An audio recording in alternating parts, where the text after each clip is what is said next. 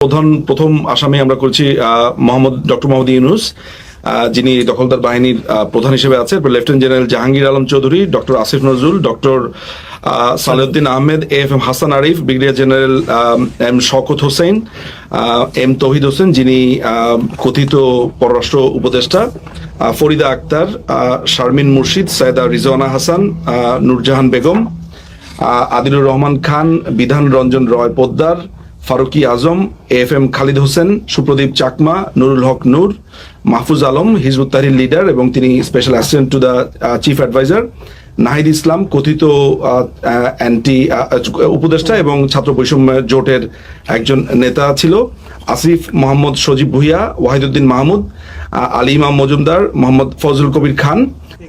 দ্বিতীয়ত, আমরা আপনাদের প্রশ্ন হচ্ছে যে আমরা বাংলাদেশের আদালতে না গিয়ে আইসিসিতে কেন গেলাম। আপনারা জানেন ডক্টর ইউনূসের অবৈধ সরকার ক্ষমতা দখল করার পর ওনারা একটা নির্দেশ জারি করেছে। সেই নির্দেশে বলেছে যে বাংলাদেশে এই যে গণহত্যা যে অপরাধ হয়েছে বা অর্থাৎ যে অপরাধকারীরা যে অপরাধ করেছে তাদের কোনো বিচার বাংলাদেশে এই মুহূর্তে হবে না। তো বাংলাদেশে যদি না হয় তাহলে বিচার কি হবে না? সেই রকম ক্ষেত্রে আমাদেরকে আন্তর্জাতিক ক্রিমিনাল কোর্টে যাওয়া ছাড়া অন্য কোনো অপশন ছিল না। আচ্ছা শোনেন, আর দেখতে হবে না, তবে এই কথাটা কিন্তু বাস্তব। কোন কথাটা? সেটি হচ্ছে আপনার আমাদের বাংলাদেশে এদের বিরুদ্ধে কোনো আপনি পদক্ষেপ নিতে পারবেন না, থানায় গিয়ে আপনি জিডি করতে পারবেন না, আদালতে গিয়ে এদের মাধ্যমে কিংবা এদের বিরুদ্ধে আপনি কোনো কেস দায়ের করতে পারবেন না, হাইকোর্টে গেলেও কোনো কাজ হবে না, বাংলাদেশে এক প্রান্তে থেকে সেই প্রান্তে গেলেও কোনো কাজ হবে না। মানে ডক্টর আসিফ নজরুল আর হচ্ছে ডক্টর ইউনূস সরকার তারা এটাকে কি বাদ করে দিছে। মানে এদের বিরুদ্ধে আপনি কিংবা এদের এগেনস্টে সমন্বয়কারী থেকে শুরু করে কিংবা উপদেষ্টা যে বাজার আছে প্রত্যেকের নামে আন্তর্জাতিক মামলা হয় এবং তারা কি এটা 5 আগস্টের পর থেকে তারা এটা বন্ধ করে দেয় যে এদের বিরুদ্ধে আপনি কোনো অ্যাকশন নিতে পারবেন না বাংলাদেশে। যাই হোক, এখন আসুন মূল টপিকে। এই ভিডিওটা অত্যন্ত গুরুত্বপূর্ণ, সবাইকে বলবো যে ভাই খুবই মনোযোগ সহকারে শুনবেন প্রতিটি কথা, পরে আবার উল্টাপাল্টা লিখালিখি করবেন না যে তুষার ভাই এটা না এমনা না সেমনা। হ্যাঁ, যাই হোক, 62 জনের নামে আন্তর্জাতিক মামলা দায়ের করে আওয়ামী লীগ। কোন 62 জন? এই 62 জনের ভিতরে আপনার সমন্বয়কারী আছে, উপদেষ্টারা আছে, হিজবুত তাহরির আছে, আর হচ্ছে আপনার জামায়াত ইসলামের আমির আছে, সবাই আছে। কেন দায়ের করে? এই মামলাটা দায়ের করে কবে? এই মামলাটা দায়ের করে আপনার গত আজ থেকে আরো 2 মাস আগে। মানে মামলার ইটা আসে আজকে। মামলাটা কোথায় দায়ের করে?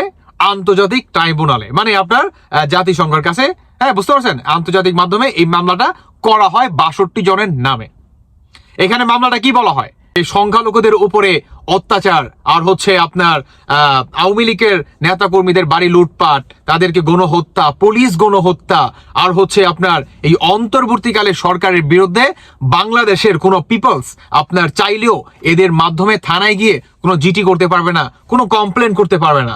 তারা এটাকে বন্ধ করে দিয়ে বাংলাদেশে চালাচ্ছে মব ক্লিন, চালাচ্ছে মব জাস্টিস, চালাচ্ছে দখলবাজিতা। এটার উল্লেখ করেই আন্তর্জাতিক ট্রাইব্যুনালে কিংবা আন্তর্জাতিক মাধ্যমে এদের এই 62 জনের নামে মামলা দায়ের করা হয়। দেখেন, এই মামলাটায় যদি মানে ফাঁসার একটা সবচেয়ে বড় কারণ কি জানেন? এই আন্তর্জাতিক মাধ্যমে মানে একটা পয়েন্টে তারা খুব ভালোভাবে কি ফেসে যাবে। সেই পয়েন্টটা কি আপনার জানেন? সেই পয়েন্টটা হচ্ছে 5 আগস্টের পরে আপনার কি এদের সমন্বয় কিংবা উপদেষ্টা আর হচ্ছে আপনার ডক্টর ইউনূস থেকে শুরু করে এদের এগেনস্টে আপনি কোনো আইনত সহায়তা পাবেন না কিংবা নিতে পারবেন না। আপনি থানায় জিডি করতে পারবেন না, কিছুই করতে পারবেন না। মানে তারা টোটালি বন্ধ করে দিয়ে বাংলাদেশে চালাচ্ছে মব কিলিং, চালাচ্ছে আপনার গণহত্যা। এইটার কারণেই এই ডক্টর ইউনূস আর হচ্ছে এই উপদেষ্টা আসিফ নজরুল এরা মনে করেন ফেসে যাবে একদম ভালোভাবে। কারণ ভাই, আন্তর্জাতিক ট্রাইব্যুনাল কিংবা আন্তর্জাতিক মাধ্যমে যে মামলাটা, এটা কারো বাপদাদার সম্পত্তি নয়। এটা কি সবাই এখানে সমানভাবে বিচার পায়, তাই না?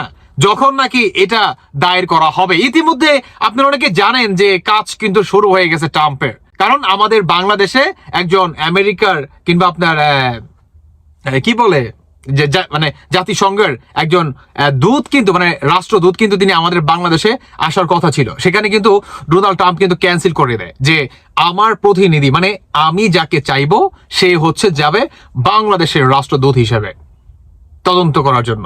আপনি বুঝতে পারেন খেলাটা কোন জায়গায় জমে উঠছে? হ্যাঁ, খেলাটা কোন জায়গায় জমে উঠছে? এরা যে আপনার 5ই আগস্টের পরে যেভাবে মব ক্লিন করছে, যেভাবে গণহত্যা চালাইছে, যেভাবে মব জাস্টিস চালাইছে, আর এর থেকেও ভাই ইন্টারেস্টিং কি জানেন? ইন্টারেস্টিং নাকি, মানে তারা দুইটা দিকে খুব ভালোভাবে মনে করেন ফেসে যাবে সমন্বয়কারীরা, ডক্টর ইউনূস সহ উপদেষ্টা আসিফ নজরুল যারা আছে। কিভাবে? প্রথমত হচ্ছে তাদের আন্দোলনটা দেখেন। আমাদের বাংলাদেশের সংবিধানে আছে যে কোন সাধারণ জনগণ আন্দোলন করতে পারবে, কিন্তু ভাই তুমি আন্দোলন করলা কোঠানা মেধার ভিত্তিতে, সেই ক্ষেত্রে কি শেখ হাসিনা একটা পর্যায়ে মেনে নিল যখন নাকি আবু সাইদকে মারা হয়, মানে আবু সাইদকে তোমরা মনে করো প্ল্যান মোতাবেক, তোমাদের প্ল্যান মাস্টার প্ল্যান এর মোতাবেক তোমরা আবু সাইদকে মেরে ফেলো এবং সেখানে শেখ হাসিনার নাম দাও, এবং সেখানেই আসলে বাংলাদেশের প্রতিটি শ্রেণীর মানুষকে তোমরা একসাথে জড়ো করতে সাকসেস হও, আর সেখানে কি যা হওয়ার হয়ে যায় আওয়ামী লীগের সাথে। তো তারপরে কি হয়? তারপরে তোমরা নিজেরাই মনে করো সরকার হয়ে যাও। এই যে যেমনটা আপনার হচ্ছে মনে করে আসিফ আর হচ্ছে আপনার নাহিদ, দেখতে তো পারতেছেন। তো এটার জন্য তারা কি ফেসে যাবে কিভাবে? আমাদের বাংলাদেশের সংবিধানে কিন্তু নাই। আমাদের বাংলাদেশে এখন পর্যন্ত এটা সংস্কার কাজ তিল পরিবার মনে করেন ঠিক করতে পারে নাই, আর সংবিধান তো কিছুই করতে পারে না। মানে সংবিধানের জায়গায় আছে, তারা সংবিধানের কোনো তোয়াক্কা করে নাই, তারা মনে করেন আপনার আইনের কোনো তোয়াক্কা করে নাই, মানে টোটালি আইনের বাইরে গিয়ে, মানে এক্সট্রা, মানে তাদের মন গড়া একটা ল দিয়ে, একটা আইন দিয়ে তারা এই মনে করেন আন্দোলনটা করে, আর বর্তমান তারা সরকারের চেয়ারে বৈশা রয়েছে। তো এদের বিচার যখন নাকি হবে, কেবল তো মামলা করছে আলহামদুলিল্লাহ 62 জনের নামে মামলা হয়েছে। সার্জিসের নাম, হাসনাতের নাম তো সবার আগে ছিল। হ্যাঁ, সার্জিস, হাসনাত, মাহফুজ, ডক্টর আসিফ নজরুল, ডক্টর ইউনূস, তারপর হচ্ছে আপনার আরো যে বাজার আছে, প্রত্যেককে তো যারা নাকি এই আন্দোলনের মাস্টার মাইন্ড, আপনারও একটুখানি নড়ে চড়ে বসবেন।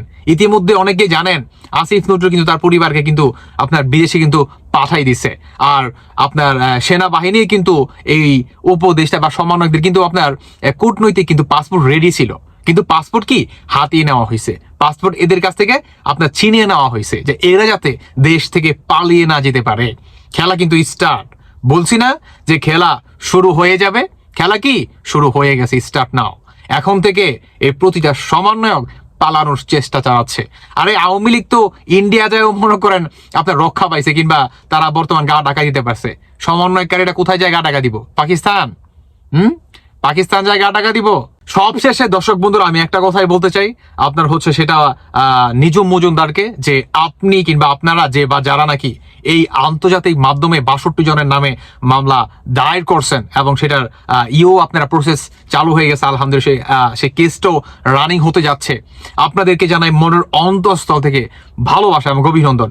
দোয়া করি যাতে আওয়ামী লীগ পুনরায় বাংলাদেশে নির্বাচন কিংবা জনগণের ম্যান্ডেটের মাধ্যমে ক্ষমতায় আসতে পারে ইনশাল্লাহ। এবং এই দেশ বিরোধী যে বাজার আছে, এই জঙ্গিবাদী গোষ্ঠী যে বাজার আছে, এদের যাতে আমরা ঠিক 71 সালের মতোই যাতে আমরা এদেরকে শক্ত হাতে প্রতিরোধ করতে পারি, এটাই হচ্ছে সবচেয়ে বড় চাওয়া। এর থেকে আর বড় কিছু চাওয়ার নেই। দর্শক বন্ধুরা, বাকিটা আপনাদের ব্যক্তিগত মতামত অবশ্যই জানিয়ে যাবেন। ধন্যবাদ সবাইকে। আল্লাহ হাফেজ, আসসালামু আলাইকুম।